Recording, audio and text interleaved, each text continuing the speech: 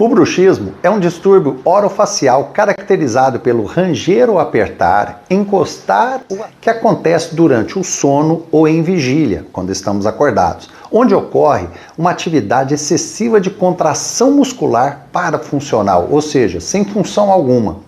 Pode afetar qualquer pessoa, independente da idade e do sexo. As consequências do bruxismo podem ser graves, por isso é importante falar sobre elas.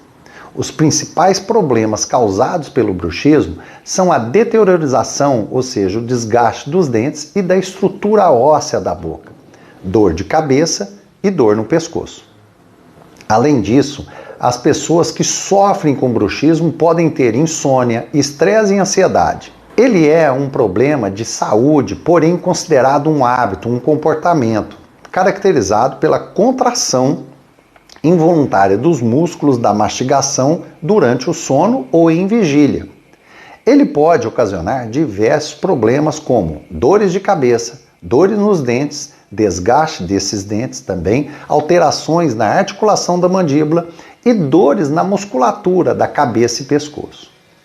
Os principais sintomas do bruxismo: dores de cabeça e na face, dores na mandíbula, desgastes ou quebra dos dentes, desgaste do esmalte dentinário e até mesmo da dentina, quebra dos dentes e próteses, sensibilidade dentinária, dor e mobilidade dos dentes, dor facial devido à força com que os músculos maxilares são pressionados, dores de cabeça sem causa aparente, fadiga facial geral, dor na articulação temporomandibular. Todos esses são sintomas que são ocasionados. As consequências do bruxismo podem ser graves, por isso é importante falar sobre elas.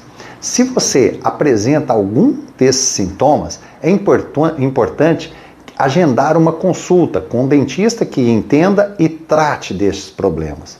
A consulta com o dentista é o melhor caminho para diagnosticar e tratar o bruxismo.